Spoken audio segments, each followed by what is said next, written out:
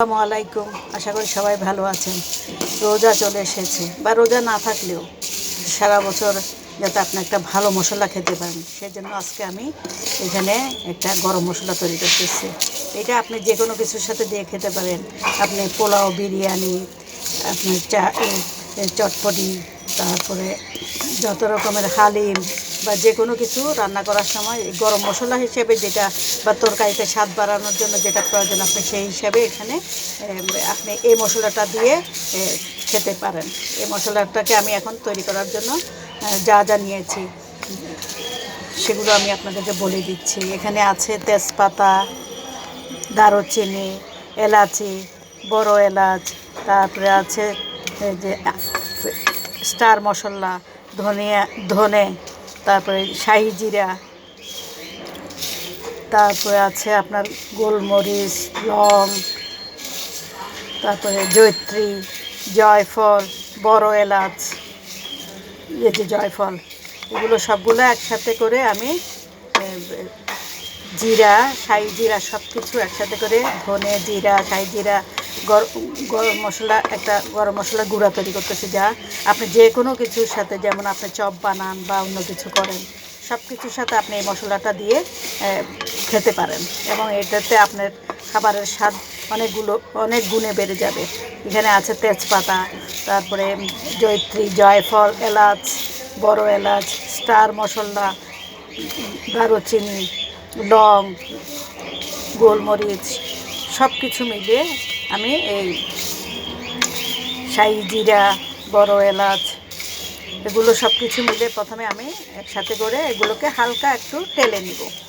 তেলে নিয়ে আমি এটা ব্লেন্ডারে ব্লেন্ড করে ছোট্ট একদম মিহি গুঁড়া যখন হয়ে যাবে, তখন আমি এটাকে ব্লেন্ডার থেকে নামিয়ে রাখবো।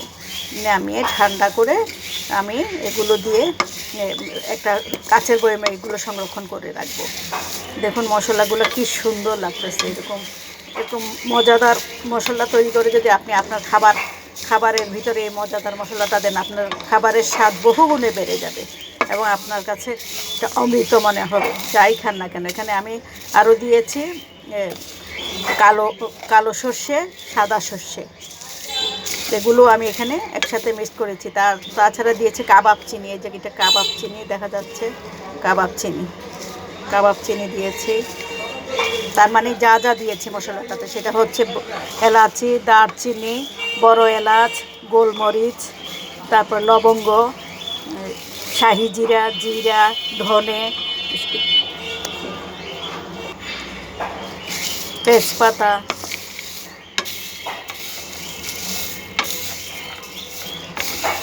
এলাচি, দারচিনি, জয়ফল, জয়িত্রী, পোস্তদানা,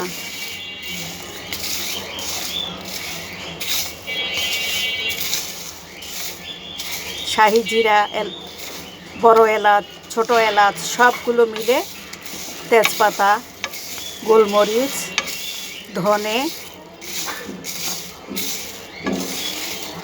এগুলো সবগুলো একসাথে করে আমি একটা, এই যে স্টার মশলা, দেখতে কত সুন্দর লাগে, স্বাদটাও ঠিক স্টারের মতোই হয়ে যাবে।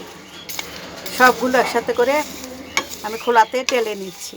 টেলে পরে যখন একটু হালকা ভাজা ভাজা হয়ে আসবে, সবগুলো হালকা ভাজা হয়ে আসলে নামিয়ে ব্লেন্ডারে ব্লেন্ড করে একটা গুঁড়া মশলা আমি তৈরি করে রাখি। এই গুঁড়া মশলাটা আপনি আপনার যে কোনো তরকারিতে দিলে আপনার তরকারির স্বাদ বহুগুণে বৃদ্ধি পাবে। আপনি এছাড়া বিকালের নাস্তায় যখন আপনি চপ বানাবেন, বা আপনি যেটাই বানান না কেন, সব নাস্তার ভিতরে যদি বানানোর সময়, বিশেষ করে ঝাল আইটেমগুলো যখন বানাবেন, তখন এই মশলার থেকে অল্প একটু গুঁড়া আপনি যদি সেখানে ছিটিয়ে দেন, তাহলে আপনার খাবারের স্বাদ অসম্ভব রকমের বেড়ে যাবে এবং আপনার কাছে খেতে অমৃত মনে হবে। সবার অবগতির জন্য মশলাতে যে সমস্ত উপাদানগুলো দিয়েছি সেগুলো আমি আরেকবার ঝালাই করে দিচ্ছি। তেজপাতা, বড় এলাচ, তারপরে জয়িত্রী, দারুচিনি, ধনে, জিরা, শাহি জিরা,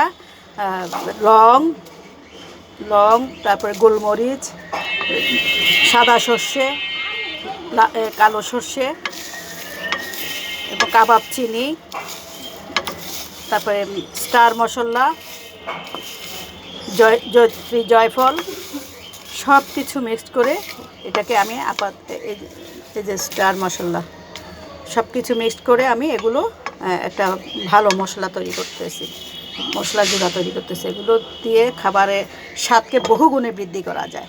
আশা করি সবার কাছে ভিডিওটা ভালো লাগবে এবং সবাই আপনারা ঘরে তৈরি মশলাগুলো তৈরি করে রাখেন।